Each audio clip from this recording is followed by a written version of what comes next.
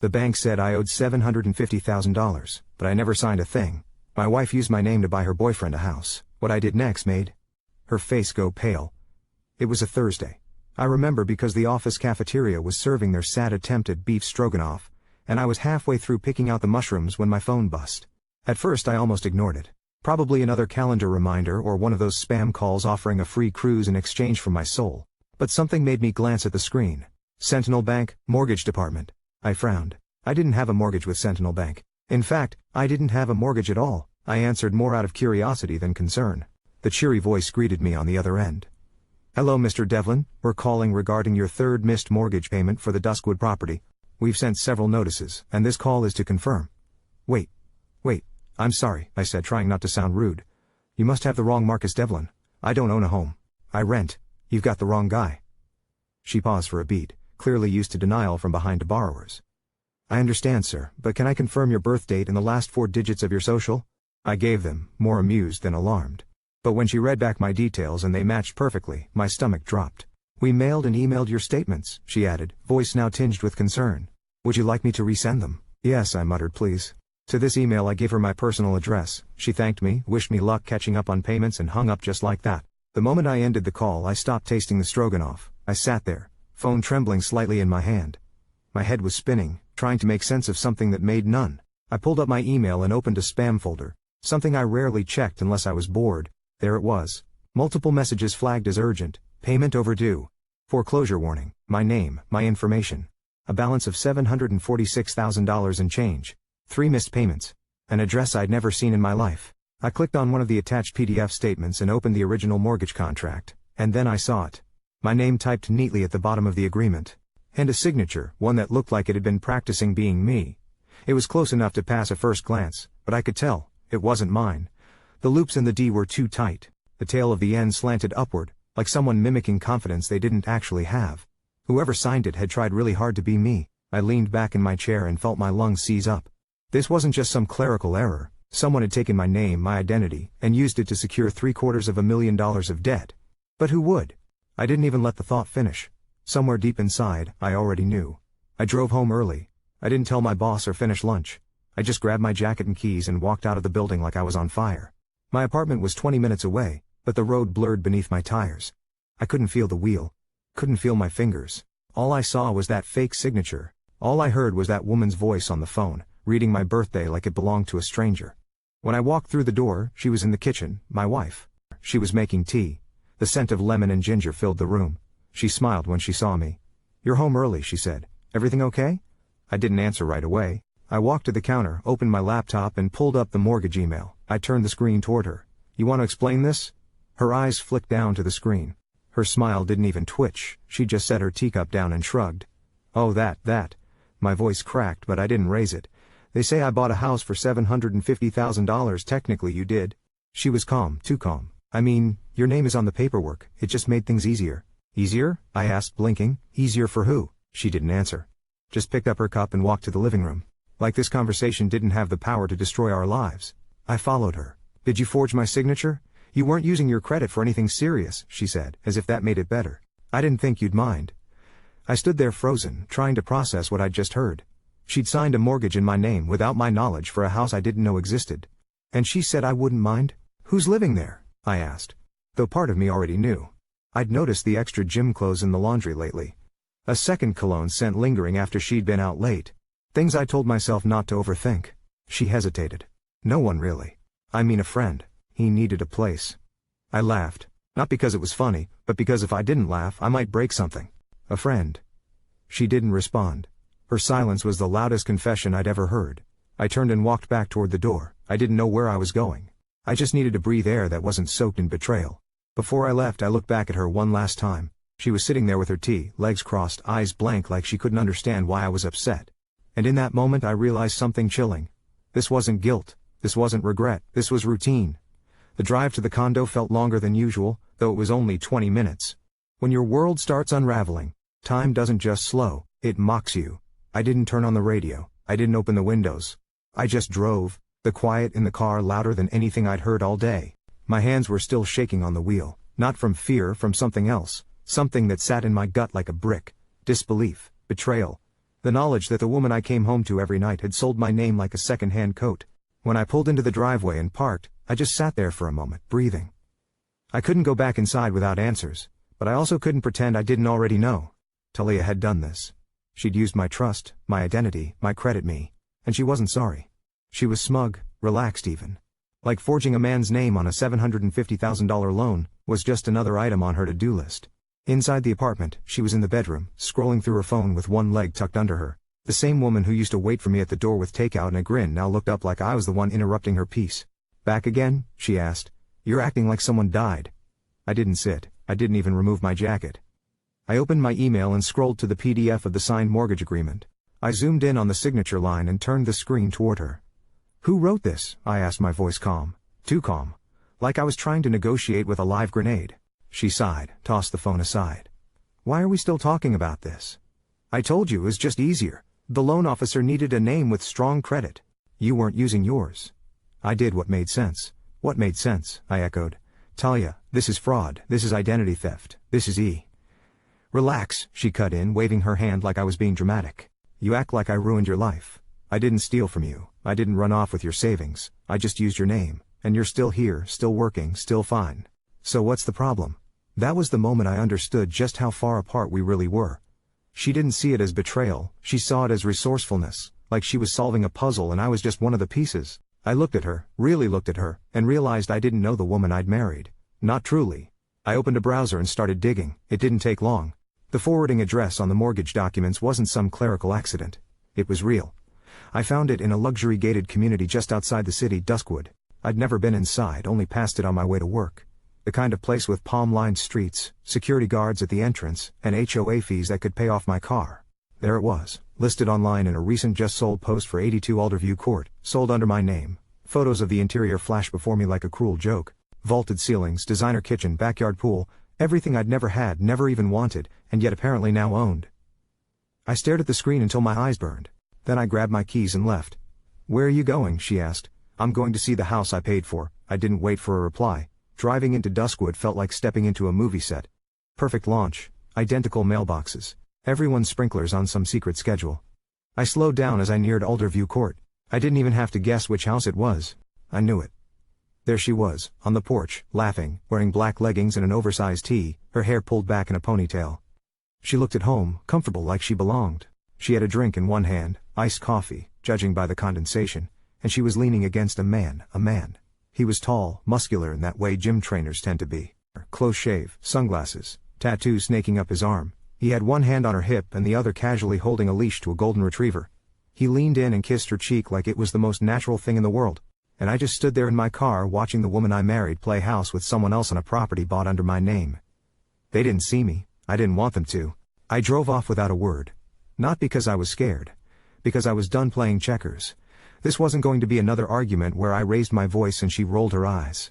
This was war, quiet, calculated, surgical, and I wasn't going to lose. That night back at the condo I didn't speak.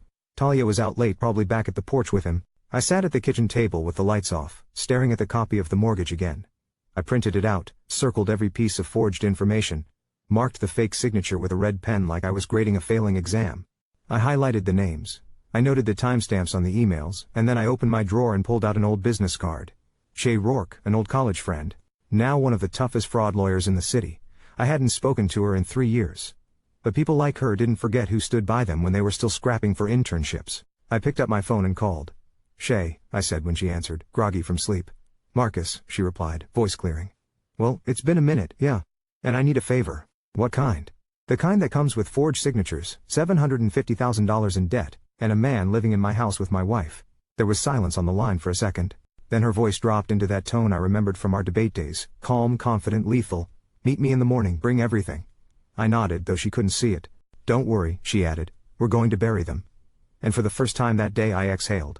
The next morning, I woke up to silence, the kind of silence that doesn't comfort, doesn't soothe, the kind that stretches across a room like a ghost, reminding you that everything familiar is now foreign. Talia hadn't come home. Not that I expected her to. I think she knew better than to face me after what I saw. Still, some part of me hoped she'd come through the door with an apology, even a lie I could see through. But nothing.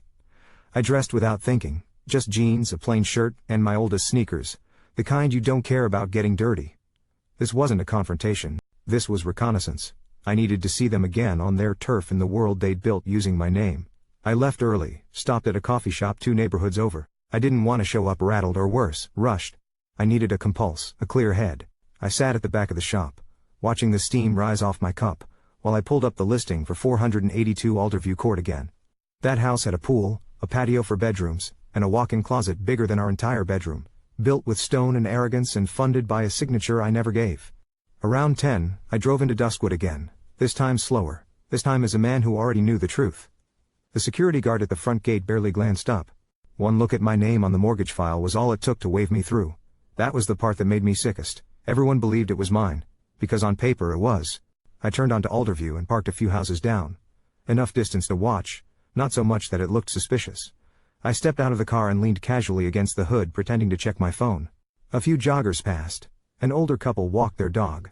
No one knew I was there to witness a betrayal play out in real time. And then I saw her. She stepped onto the back porch through the sliding glass doors, barefoot again, hair tied up, wearing one of those oversized crewnecks with some university's logo on it. Probably his. She was laughing, throwing her head back the way she used to when we first met, only this time it wasn't for me. He came out a moment later. The boyfriend. He wasn't trying to hide anything, in fact he moved like someone who knew he belonged. Tank top, basketball shorts, that smug little bounce in his step.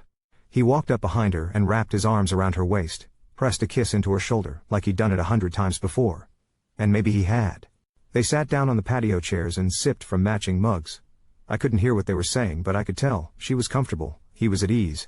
And every brick in that house, every tile on that roof, had come at the cost of my credit, my identity. He stood up after a while and walked across the yard, tossing a ball for the dog. The same golden retriever I'd seen the day before. He looked like the picture of suburban bliss, the kind of man you'd see in an insurance ad, holding a coffee in one hand and a baby monitor in the other. Talia followed him down the steps and they met under a small pergola near the back fence. They stood close, too close, and when she leaned up to kiss him, I turned away. Not because I couldn't take it, but because I didn't need more proof. I had enough. I got back in the car and drove off, not quickly, just steady, like someone running through a checklist in their head. There was nothing to say to her, nothing to ask him. I'd seen what I needed. But as I reached the gate again, something flickered in my peripheral. A flash of a camera. Someone was taking a photo from their porch. Probably a bored neighbor curious about the unfamiliar car parked on their street. I hope they got a good angle. I hope they caught the license plate. I wanted Talia and her backyard boyfriend to know I'd been there. Back at the condo I showered and changed. I didn't want their scent, real or imagined, clinging to my skin. I tossed the clothes into a trash bag and shoved them under the sink. Not because I was angry, but because I was done carrying their weight. At noon I met Shay at her office downtown. She looked the same with sharp eyes, sharp pursuits. She didn't hug me, just gestured toward the chair and slid a manila folder across the desk. I did some digging, she said, flipping open a second folder. The deed's in your name, the financing is tied to your social. But there's more. She handed me a screenshot, an Instagram post. Talia and the boyfriend, his name was Jackson, standing in front of the Duskwood house. His caption read, "New beginnings with the Queen. Home sweet home." She handed me another, a tagged photo from her cousin Marla's birthday party. Jackson was in the background, hand on Talia's waist, grinning like he just won the lottery. She didn't even try to hide it. "Here's the kicker," Shay said, sliding over a final document. "Your wife listed him as a resident beneficiary on the property insurance forms. That means if something happened to the house, he would receive the payout. Not you." I blinked. "She added him to the insurance policy?" She nodded. "Which means they didn't just sign your name and play house. They planned to keep it long term, and they wanted the money to flow in his direction if anything went south." The word conspiracy hit me again, but this time I wasn't shocked. I was steady. Shay leaned forward. "We can build a case. Fraud, forgery, misrepresentation, possibly criminal identity theft depending on what the bank decides. But I need one thing from you." "What's that?" "Don't lose your head. No revenge plans, no dramatic confrontations, just let me handle it. Paper trail only." I smiled.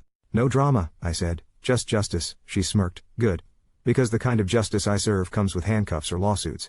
We spent the next hour organizing everything. I gave her every document I had, including the mortgage PDF, the forged signature, the emails and screenshots of Talia and Jackson's love nest. We drafted an official complaint for Sentinel Bank's fraud division, and outlined a plan to freeze any future transactions on the house. Before I left, Shay tapped her pen against the table and asked, "You ready for this, Marcus?" I looked her in the eye. I'd been ready since I saw him in the backyard. I walked out of her office into the cold spring air. The sky was gray, the wind sharp. But for the first time in days I wasn't numb, I wasn't broken, I was clear. But for the first time in days I wasn't numb. I wasn't broken. I was clear. They could have the backyard kisses, the coffee mugs, and the golden retriever. I had the paper trail, and now I had a plan. There's a kind of rage that doesn't explode. It doesn't scream or punch walls or throw plates. It just waits quietly like a trap. That's the kind of rage I carried into Shay's office 2 days later. By then, she'd already sent out preliminary inquiries to Sinal Bank, and we were waiting for official documents to confirm the trail of signatures, insurance policies, and digital authorizations tied to my name. But what made Shay dangerous wasn't the paperwork. It was her ability to see 10 moves ahead to build a case not just with evidence, but with intention. She didn't want revenge for me. She wanted records that would leave no room for doubt. I sat across from her while she scrolled through a folder on her screen. Her expression didn't change, but I noticed the flicker in her eyes when she found what she needed. "There's a time-stamped IP address from the e-signature," she said. "Used to finalize the mortgage application, and it traces back to your condo's Wi-Fi. Your own internet, which means she did it from your house on your network." I swallowed hard. The betrayal wasn't just deep, it was local. I'd probably been sitting in the living room when she signed it. Maybe watching a game, maybe asleep. Maybe she asked if she could borrow my laptop to order groceries and use that moment to destroy me. "There's more," she added, pulling up another document. "The homeowner's insurance on the Duskwood house includes an additional insured." I already knew what was coming. "Jackson." She nodded. "And according to the metadata from the application form, it was submitted 3 days before the mortgage finalized. That means this was premeditated, Marcus. She planned to get the house, planned to include him, and used your name to do it. That's not a mistake, that's a coordinated fraud." The words hung in the air like smoke. Premeditated, coordinated. I should have been furious. I should have wanted to slam something into the wall. But all I felt was clarity. This was no longer personal. This was strategic. "So what do we do?" I asked. She leaned back and smiled. "We freeze the battlefield." She made calls to the fraud division at Sentinel Bank, formally reporting identity me. That set off a protocol. The mortgage would be flagged, payments suspended, and all associated accounts temporarily locked until the investigation concluded. Then we filed a cease and desist letter, not just to Talia, but to Jackson too. A copy was hand-delivered to the Duskwood house. Shay insisted on using a courier with a body cam. I didn't ask why. I trusted her judgment. That night, I sat in my condo and watched the notification come in. Cease and desist served successfully. Recipient attempted to argue. Audio footage available upon request. I didn't need to hear the argument. I could imagine it well enough. Talia opening the envelope, brows knitting, lips twisting. Jackson standing over her shoulder, jaw clenching as he realized his little dream life was built on a stolen foundation. My foundation. But I didn't celebrate. I didn't even smile. I just sat there, staring at the TV I'd forgotten to turn on, letting the silence settle into me. The next morning I emptied the joint checking account. Legally it was still mine. We'd opened it 5 years ago, and while most of our bills came through there, I had my own private savings account. Thank God. I'd never closed it, just kept it as backup. The joint account had close to $18,000, half of it had come from my last quarterly bonus. I transferred every cent. Within the hour I got a text, "Talia, hey, did the account glitch? I think it's empty." I didn't reply. 5 minutes later, "Talia, Marcus, did you do this? I have bills due, we have shared expenses, that word again." She wasn't done. "Talia, this is so petty. If you're trying to punish me, just say that. Don't sabotage us like this." I stared at the screen. My fingers hovered above the keyboard. But again, I said nothing. By that afternoon she tried calling, 5 times. I didn't answer. Because silence wasn't weakness, it was strategy. Let her spin. Let her talk herself into confusion. That's what people like her hated most, not knowing how much you knew or what you'd do next. Shay called later with an update. Sentinel has flagged the account. Their fraud team is reviewing the documents. Expect the notice soon confirming the freeze. Also, they asked if you'd like to place a full credit alert on your name. Yes, I said immediately. That was the next move. I contacted all 3 credit bureaus and froze my credit entirely. That meant no loans, no credit card approvals, no leases. Nothing could be taken out in my name unless I personally lifted the freeze. Every request would be flagged. Every application denied. Talia and Jackson wouldn't be able to so much as open a department store card now. I changed all my passwords, set up 2-factor authentication. I even requested an identity theft protection plan from my bank. I wasn't just playing defense anymore, I was building armor. Then I called our internet provider and had the condo's Wi-Fi password changed. That night, when Talia came back to grab some of her things, she stood outside the door punching numbers into the keypad. Nothing worked. She knocked. I didn't open. "Marcus," she said through the door, "I can't get in." Still, I said nothing. The next morning I returned the favor. I drove back to Duskwood, this time wearing sunglasses and a ball cap just to avoid being recognized by any nosy neighbor. I parked farther away this time, no hovering, no confrontation. Instead, I walked by like a man taking a casual stroll, just enough to get a clean look at the mailbox. Their expressions when they received the cease and desist must have been priceless. But it was the next envelope they'd open, the one from the mortgage lender, that would really make her sick. A notice of fraud investigation. A freeze on the account. A warning about legal consequences pending confirmation of forged identity. I imagined her reading that alone at the kitchen island, where they once drank mimosas and dreamed of a future they built on someone else's name. I didn't need to be there to see her face. I already knew the color it would turn. Shay called me that night, voice calm but satisfied. "They're rattled," she said. "The courier said Jackson tried to intimidate him, threatened to call a lawyer." I chuckled. "Good. Let him." "Don't gloat," she warned. "We're not done yet." "I know," I replied. "I'm not gloating, I'm focused." And I was focused like never before, because every document, every form, every login they'd used had become my silent arsenal. No raised voices, no fists, just receipts. And by the time they realized what I was building, it would already be too late. By the time Saturday rolled around, I had convinced myself I could get through the next few days without doing anything drastic. I had already laid the legal groundwork. The accounts were frozen. The documents had been delivered. The court date would be scheduled within a few weeks. In theory, all I had to do now was wait. But something kept gnawing at me, a small, bitter question that wouldn't leave me alone. How many people knew? Because the more I thought about it, the more I realized this didn't just happen behind my back. It happened in plain sight. Someone had to witness it. Someone had to co-sign her choices, encourage them, maybe even applaud them. That's what drove me to the barbecue. Thalia's family had a long-standing tradition, the spring startup, a backyard cookout they threw every March to welcome new beginnings. I had always found it cheesy, but I showed up every year anyway, flipping burgers and pretending to laugh at Deacon's beer-fueled jokes. This time I wasn't going for tradition, I was going for confirmation. I didn't tell anyone I was coming. I just showed up. I figured if they had the audacity to steal my name, the least I could do was show my face. The moment I stepped into the backyard, the mood shifted. It was subtle. A half-second of stilled laughter. Eyes flitting toward me, then away. The way people do when they've been caught whispering about you 5 minutes before you walked in. Deacon, Talia's younger brother, was the first to approach me. He wore his usual tank top and sunglasses, nursing a beer with a forced smile. "Hey Marcus," he said, dragging out the syllables like they hurt his tongue. "Didn't think you'd make it this year." I smiled. "Yeah. Me neither." He didn't ask about Talia. Didn't ask how I was. Just nodded and turned toward the grill like we were co-workers avoiding an HR complaint. I scanned the yard. The usual crowd was there. Her mother, Evelyn, sipping a mimosa and adjusting her wide-brimmed hat like she was posing for a garden magazine. Her cousin, Marla, always over-accessorized and oversharing. A few family friends I barely remembered the names of. No Jackson, thankfully, not yet. I grabbed a soda from the cooler and stood by the fence watching them. It didn't take long before Marla found me. She never could resist drama. She tottered over in wedge heels, sunglasses too big for her face, holding a glass of wine like it was a microphone. "Marcus," she drawled, swaying slightly. "Long time no see, you look tense."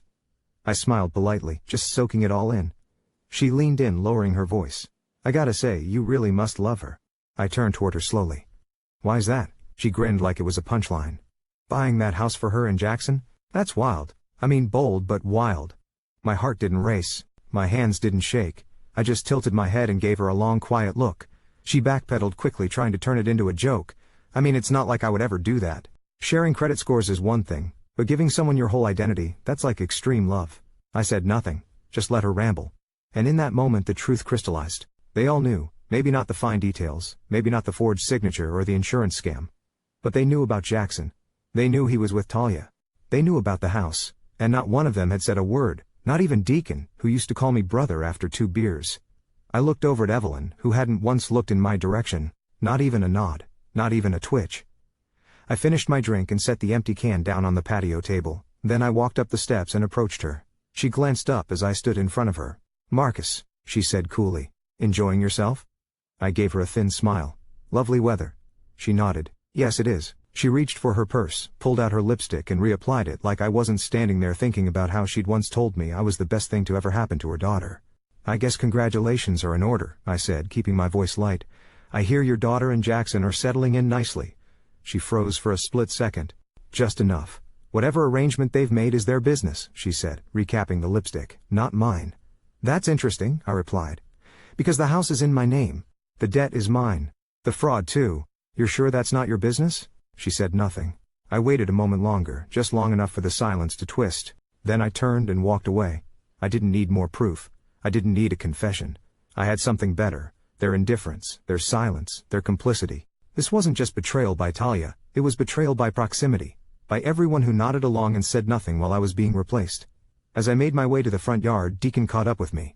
"Look, man," he started. I didn't want to get in the middle. I figured whatever y'all were dealing with, you'd work it out. "You knew," I said simply. He blinked. "Not everything." "Enough," I said. "You knew enough." He lowered his gaze, suddenly fascinated by the grass. "I hope the burgers were worth it," I said, and walked away. By the time I got back in the car, I felt lighter. Not because the truth hurt less, but because it confirmed something I needed to know. I wasn't crazy. I hadn't imagined it. The signs were real. The betrayal wasn't subtle. It was public, worn like perfume, and everyone around her had chosen to pretend it didn't stink. But that was fine, because while they were flipping burgers and sipping wine, I was collecting receipts. By Monday, Shay had received the bank's preliminary fraud report. The signature was flagged as non-authentic. The mortgage would be formally frozen pending litigation. Talia would be notified. The insurance carrier was also informed, and was launching its own review into Jackson's addition to the policy. It was happening, finally. But this wasn't revenge. This was reclamation of my name, my credit, my dignity.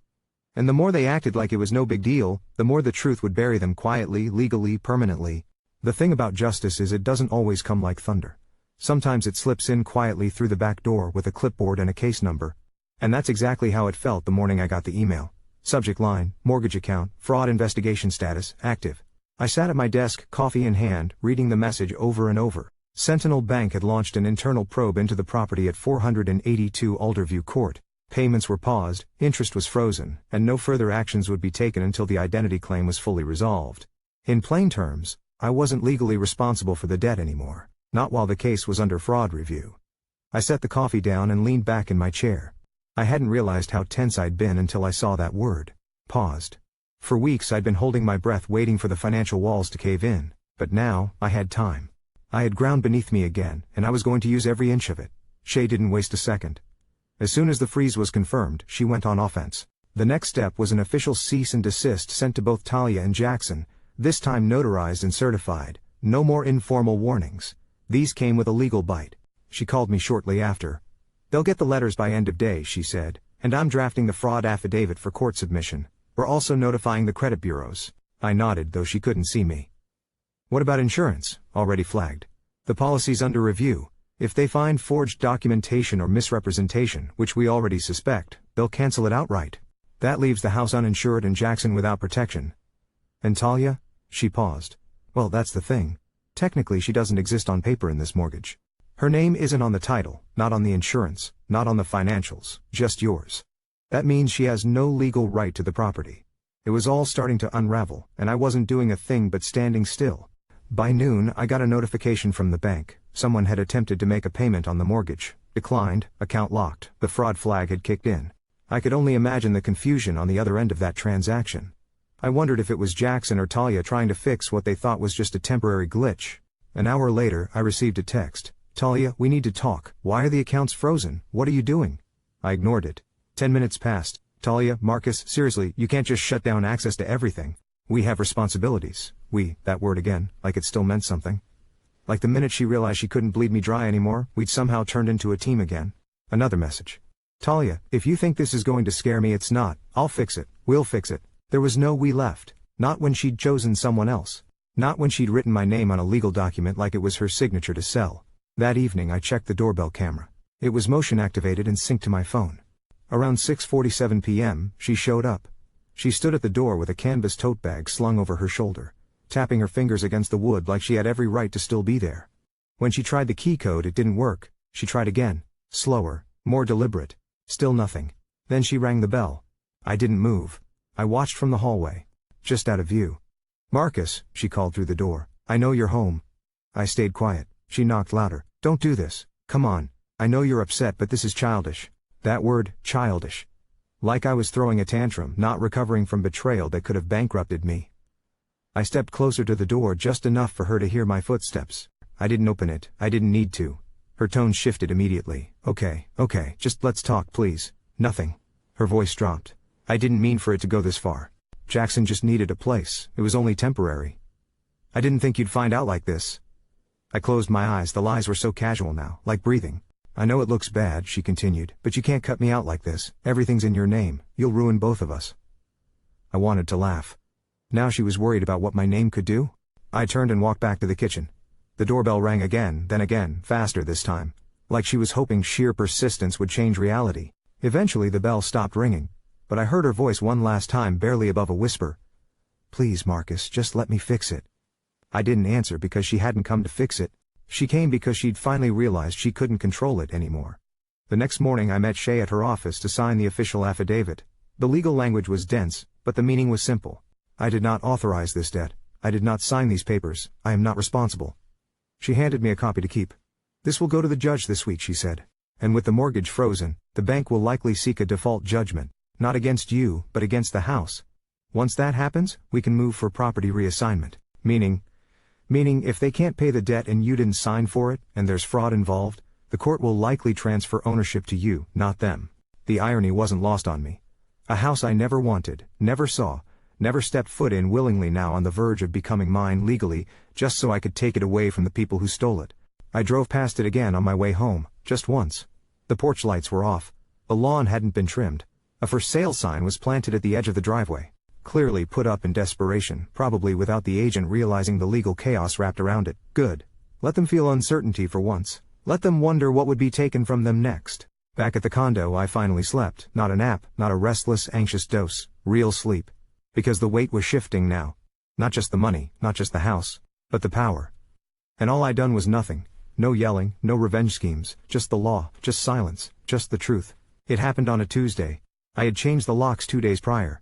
The keypad on the front door was updated, and the garage code had been reset. I'd even replaced the spare key hidden under the garden rock, something she used to joke would get us robbed one day. Ironic in hindsight, since the biggest theft had come from inside the house. That morning I stood by the window sipping coffee and watching the quiet street unfold. It was peaceful. No more shared to-do lists. No more of her shampoo bottles claiming half the bathroom shelf. No more pretending things were okay when every silence between us was louder than any scream. And then, just before 8 a.m., I saw her car pull into the driveway. She was early. I had expected her to come by later in the day, maybe around lunch, but there she was, stepping out in a rush, tight jeans, oversized sunglasses, designer bags slung over her shoulder like armor. She didn't look like someone arriving for a calm conversation. She looked like someone ready to reclaim something she still believed was hers. She walked straight to the door and keyed in the old code. Nothing happened. She tried again. Slower this time. Her brows furrowed, her lips pursed. She stepped back and stared at the keypad like it had betrayed her. Then came the knock, not a gentle one, not hesitant, for hard raps that echoed through the quiet of the apartment like gunshots. "Marcus," she said, her voice muffled through the door. "Open up." I didn't move. I stood at the edge of the hallway, just out of sight, watching from the corner. "I know you're in there," she called again. "Your car's right outside." I stayed silent, a pause. Then she rang the bell, twice, fast. And when that didn't work, she pounded again, more aggressively this time. "Okay, you've made your point," she said, her voice rising. "You're angry. I get it. But this is our home, Marcus. Our home." That word made something twist inside me. The same way she used we and us when it was convenient. But when she bought a house with my name for another man, there was no us in that moment. Just strategy, just lies. She sighed heavily. "I just want to get a few things. My shoes, my tablet, the documents in the top drawer. I'm not trying to fight, I just want to talk, please." Still I said nothing. She tried the keypad again. I watched her mouth the numbers to herself. Then she stepped back and dialed something on her phone. My phone buzzed on the table. I didn't answer. She called again, then texted. "Talia, this is childish. What do you think locking me out proves? Talia, you changed everything? Really? Talia, do you even care what this does to us?" There it was again, the illusion of partnership. Like I had somehow pulled the rug from beneath her, and not the other way around. As of tea. After a few more minutes, she grew desperate. Her voice cracked slightly when she knocked again, softer this time. "Please, Marcus. You're freezing me out. I'm trying to fix it. Fix it." Like the truth could be undone with apologies. Like the forged signature could be scribbled away. Like Jackson hadn't slept under a roof bought with my name and kissed her on the porch I paid for. I moved to the front window, careful not to be seen, and watched her pace. She looked over her shoulder a few times, probably making sure no neighbors were watching.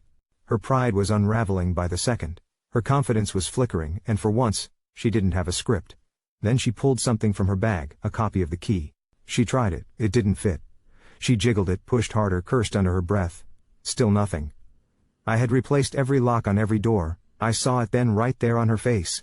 That moment when the realization hit. She wasn't locked out of a house, she was locked out of control. Her posture changed, the way she stood, the way her shoulders dropped. Her entire presence deflated like air from a balloon. She stared at the door for a long while and then she did something I didn't expect. She sat down on the steps, cross-legged, arms resting on her knees, like a teenager who'd just been grounded and couldn't figure out why. I stood still, waiting. She pulled out her phone again and dialed someone else. I couldn't hear the conversation, but I knew from her posture it wasn't going well. Eventually she stood up, brushed herself off, walked back to her car. Before she got in, she looked back at the door one last time. She didn't knock, she didn't speak. She just stared at it, cold and sealed and final. Then she drove off. And the second her taillights disappeared, I exhaled for what felt like the first time in weeks. Later that evening, Shay called. "They've responded to the cease and desist," she said. "Talia's attorney is requesting mediation before court. I recommend declining. We hold the stronger position now." I nodded. "Decline it." "Good," she said. "I'm also moving forward with a petition to reassign the mortgage under your sole claim. Once that's done, the property becomes yours completely. And then if they try to claim occupancy or interest, they'll be in violation. We're building the case for civil damages next." I hung up and sat on the couch, the silence now feeling earned rather than imposed. The apartment was still. My phone was quiet, no more texts, no more pounding on the door. Just the of a refrigerator, the creak of old floorboards, and the peace of knowing that, for once, I was no longer on the defensive. Let her wonder what would happen next. Just the of a refrigerator, the creak of old floorboards, and the peace of knowing that, for once, I was no longer on the defensive. Let her wonder what would happen next. Let her scramble for answers. I wasn't going to fight her anymore because the war was already ending. And the locks she tried to open, they weren't just metal and code. They were boundaries, and now they were mine. The day we went to court, it was raining, not heavy, but steady, like the sky couldn't quite cry but didn't want to stay dry either. I stood under the concrete awning of the county courthouse, watching water streak down the columns. My suit felt stiff, not because it was new, but because I hadn't worn it since our anniversary dinner last year. That night she wore a red dress and kissed my cheek like we were a team. And now here we were, opposite sides. She arrived 5 minutes after I did, no umbrella, just a hooded coat and a messy bun, the kind she used to wear when she didn't care who was looking. But today, I could tell it wasn't careless, it was nervous. She wasn't putting on a show anymore. Her eyes scanned the sidewalk until they landed on me, then darted away quickly. She walked in like she didn't see me, that was fine. Shay was already inside, sitting at the front row of the gallery, her briefcase open and organized like a surgeon about to perform a very clean procedure. She didn't smile when she saw me, she just nodded. Game face. The courtroom was cold, the walls gray. Not some grand hall of justice like in movies, just a fluorescent lit room with outdated wood paneling and worn carpet. But it didn't matter. This was where it would happen. Talia sat across from me at the defense table, next to a man in a tan suit who looked like he belonged more in a real estate office than a courtroom. Her lawyer. Probably someone she pulled from a Google search the night before. The judge entered, an older woman with a steely presence. She wore glasses low on her nose and didn't waste time with pleasantries. Just straight to the case. "Devlin versus Devlin," she said. "Matter of identity fraud and property dispute." Shay stood. "Yes, Your Honor. My client, Marcus Devlin, is the legal signer on a $750,000 mortgage for a property located at 482 Alderview Court. However, he did not authorize, initiate, or knowingly consent to the mortgage, nor does he reside at the property." The judge glanced at Talia. "Is that correct, ma'am?" Her lawyer stood. "Your Honor, we don't deny that Mr. Devlin's name is on the paperwork. However, my client believed she had implied consent as she and Mr. Devlin were married at the time. She assumed joint authority over financial matters." "Implied consent does not equate to a legal signature," Shay interrupted calmly but firmly, "especially not on a $500,000 debt. We have evidence of forged documents, including a handwriting analysis and IP metadata showing the mortgage was submitted without Mr. Devlin's knowledge." The judge nodded, flipping through the file. "I see the analysis here. Mr. Devlin, can you confirm this is not your signature?" I stood. "That's correct, Your Honor. It's a forgery." She motioned for me to sit. "Mrs. Devlin, did you sign your husband's name on the mortgage?" Talia hesitated. Her lawyer leaned in, whispered something. She looked at me briefly, then at the judge. "Yes, I did." My stomach turned. Not because it was a surprise, but because hearing her admit it out loud stripped the last layer of denial from everything. The judge's face didn't move. "Did your husband know you were signing his name?" "No," she said quietly. "Did you inform him at any point before the mortgage was approved?" "No." The judge made a note, then asked, "And the individual listed as a resident beneficiary on the property insurance, Jackson Pierce, is that someone you live with currently?" Her eyes dropped to the table. Not anymore. That one line said everything. Her lawyer stood again, trying to shift the tone. Your Honor, while we acknowledge a procedural misstep, my client's intentions were not malicious. She believed she was acting in the best interest of her household. This was an internal marital matter. Shay cut in. Fraud is not a private disagreement.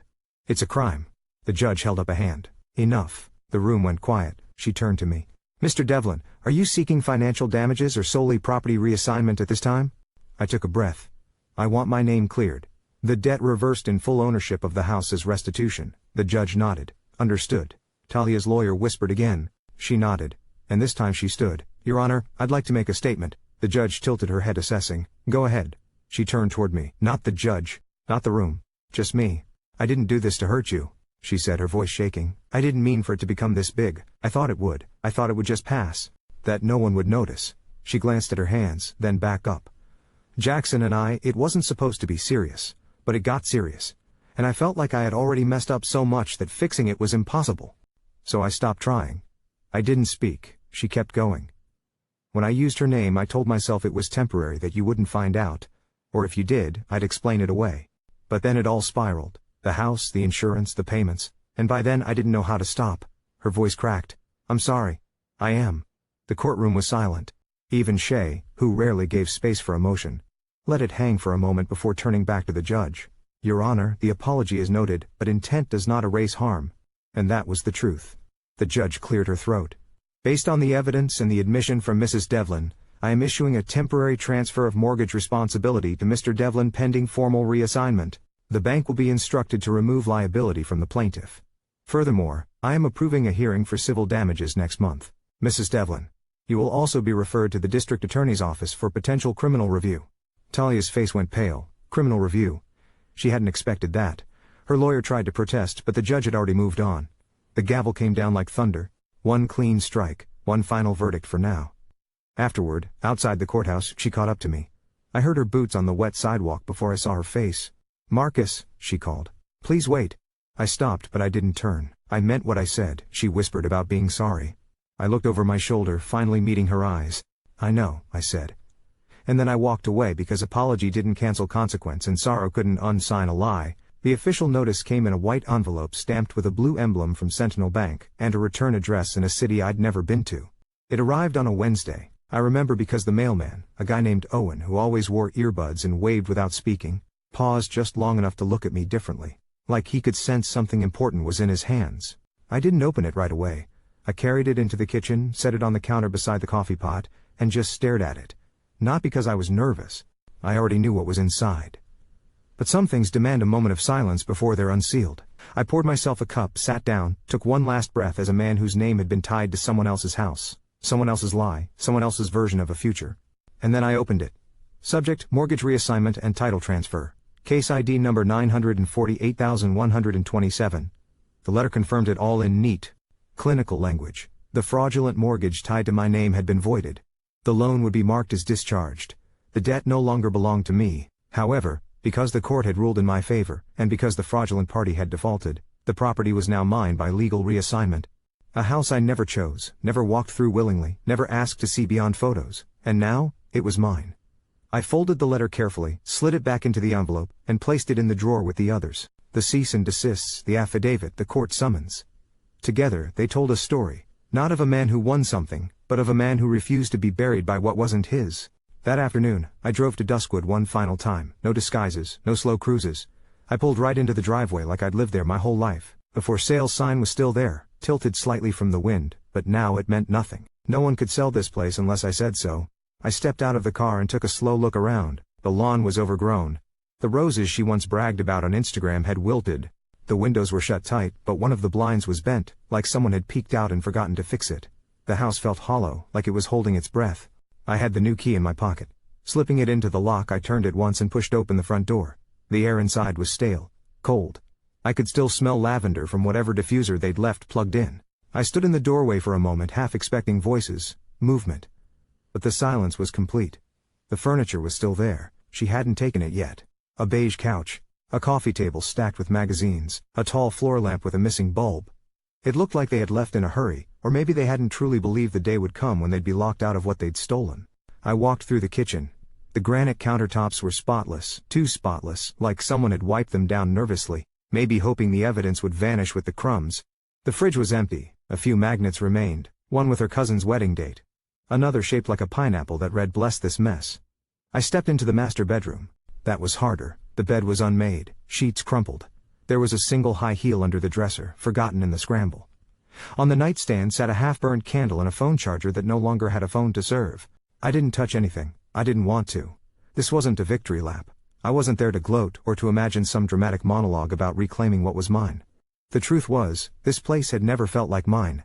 Even now, with the deed in my name and the law on my side, it still felt like a lie. A beautifully staged set built on betrayal. I walked into the backyard. The pergola where I had once seen them together was still standing. The patio chairs were gone, but the ghost of their presence remained. I could still see her laugh. The way he used to press his hand into her lower back. The way she looked so free, not just from me, but from everything I thought we'd built. I stood there for a long time, and then I turned around, walked back inside and called a real estate agent. Her name was Clara. I told her I wanted the house listed immediately as is. I didn't care about staging or repairs, just get it off my hands. She asked me if I wanted to tour the property first, maybe get a sense of what it could sell for. I told her I didn't need to, it wasn't my home, it was a symbol, and I was ready to let it go. Over the next few weeks, Clara worked her magic. The market was strong and the house was in a coveted zip code. We got 2 offers within 10 days. I accepted the one that came in above asking. The profits easily covered all my legal fees and then some. When the deal closed, I didn't celebrate. No champagne, no Instagram post. Just a quiet dinner alone and a long walk by the lake near my new place. Because yes, I had moved out of the condo away from the city noise. I found a small cabin upstate.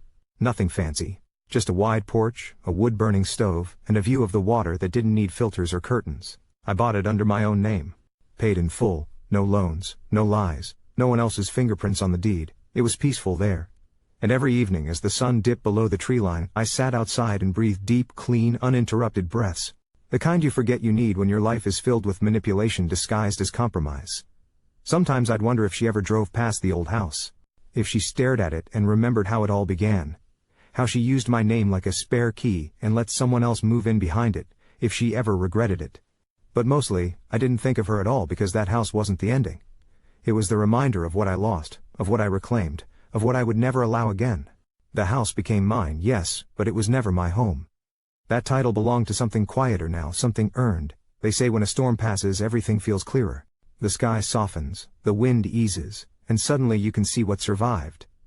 I didn't fully understand that until I was sitting on the porch of my cabin, watching fog roll off the lake in long, lazy streaks. It was early morning, the kind where even the birds sleep in. I had no messages, no calls, no one knocking, demanding explanations or access, just peace. For the first time in years my world was quiet, and it was mine. It had taken months to get here, months of legal battles, paperwork, meetings, and silence so sharp it could cut. But I'd made it through, not with anger, not with theatrics, just calm, deliberate steps. People expected explosions. I gave them strategy. They thought I'd beg. I built boundaries instead. When I first bought the cabin, everyone thought I was running away. Even Nate, my oldest friend, asked if I was sure I wanted to live in the middle of nowhere. But I wasn't running. I was arriving. For the first time in my life I was planting myself somewhere no one could uproot me from. The day the final court document came through, a clean judgment that removed all ties between my name and Talia's mess, I didn't celebrate with champagne or fireworks. I printed the paper, signed it, framed it, and hung it in my office, not because I wanted a trophy, but because I needed the reminder. My name was no longer something someone else could borrow, bend, or betray. It was mine again. Fully, legally, spiritually. I started using it differently, not loudly but intentionally. I updated all my accounts, changed my passwords, switched to a new bank that didn't have memories baked into every transaction. I even updated my emergency contacts. For years her name had sat there by default, not anymore. Now when I introduced myself to someone new, I didn't do it with a hesitant smile or an invisible asterisk. I just said Marcus Devlin, and let it stand. Strong, steady, unapologetic.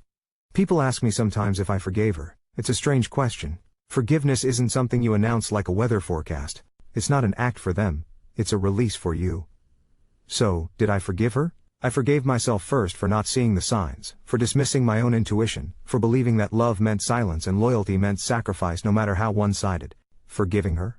That came later, quietly, in pieces. Not because she deserved it, but because I deserved to stop carrying her weight. There was a time I thought revenge would feel sweeter, that reclaiming what was mine would come with a cinematic satisfaction, something dramatic, something final. But the truth? The real power was in letting go. I didn't need to ruin her life. I just needed to remove myself from it. And when she eventually called months later, from a number I didn't recognize, I let it ring. Just once. Then I blocked it. Because the man she used to control no longer existed. She had tried to rewrite my name into her story, tried to make me the footnote to her fresh start. But she forgot one thing. I didn't need a new story, I just needed the truth of mine to stand, unedited, undistorted, fully mine. In the quiet of that truth I began to rebuild not just my finances but my sense of self. I started small. Learned to cook again, took long walks, reached out to friends I'd lost touch with during the chaos. Some came back, some didn't, but I didn't beg anyone to stay. I was done with that version of me.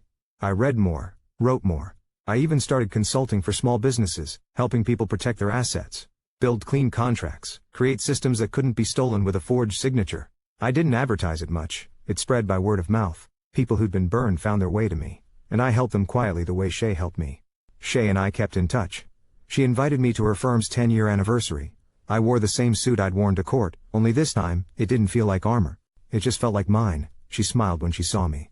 "You look lighter," she said. I told her I was. She clinked her glass to mine and whispered, "Your case? Still my favorite." It wasn't because it was juicy or scandalous. It was because I didn't scream.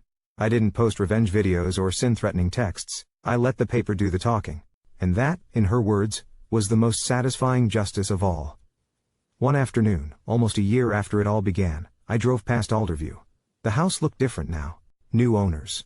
The roses were blooming again. A swing set had been added to the backyard. Someone had painted the shutters blue. It didn't hurt to see it. It didn't stir rage or sadness. It just was a house, nothing more. I rolled down the window, let the breeze drift in, then drove away. I didn't look back. That night, back at the cabin, I lit a fire and opened a new journal. Clean pages, no scribbles, no lists, just space. I wrote a single line across the top. This time, I live by my name, not theirs. Because in the end, that was the victory. Not the house, not the legal win, not even the silence. The victory was choosing my terms, and no longer letting anyone else write over them. So yes, my name was once used without my consent.